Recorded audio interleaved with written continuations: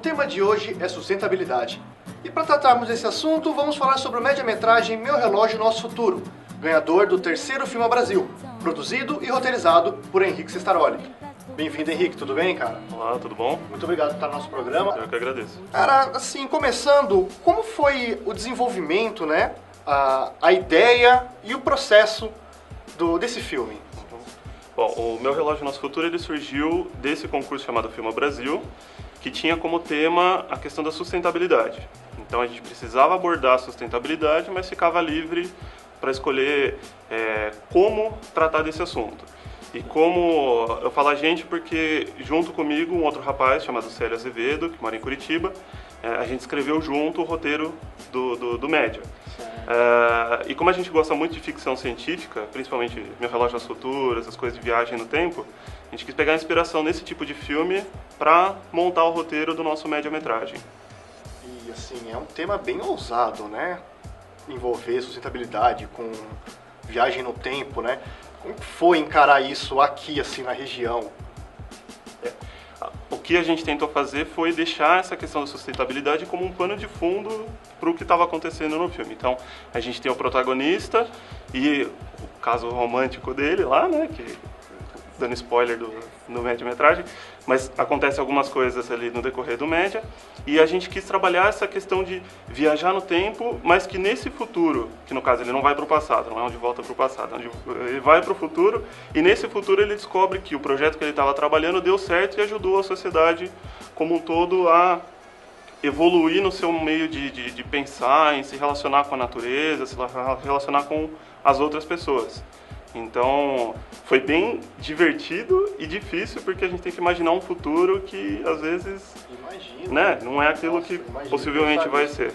E os desafios que vocês enfrentaram durante essa produção?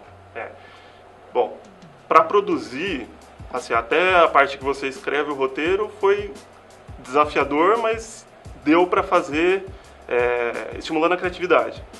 Na hora de colocar a mão na massa, que é executar mesmo, aí foi um desafio porque a gente tinha uma equipe de 10, 15 pessoas e não tinha, por exemplo, um diretor de arte capacitado, que já tivesse trabalhado em outros projetos ou que fosse da área. A gente pegou diretor de arte de agência, designer gráfico, que podia exercer a função e deu tudo certo. Foi um desafio fazer as pessoas trabalharem em harmonia, com uma equipe reduzida, mas deu tudo certo e o resultado ficou bem espetacular. Ficou bem interessante, eu assisti e eu gostei muito do visual, assim.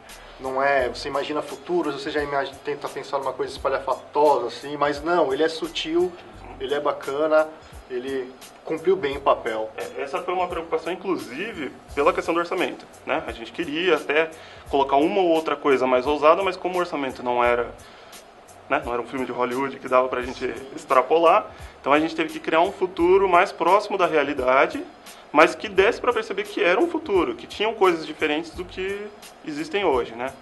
E já falando assim é um futuro próximo da realidade, no filme vocês tratam que é um futuro que não tem poluição, não tem violência. Você acredita que esse futuro possa existir? Olha, eu acho que depende muito da sociedade como um todo e da questão do relacionamento, né, entre uma pessoa e outra.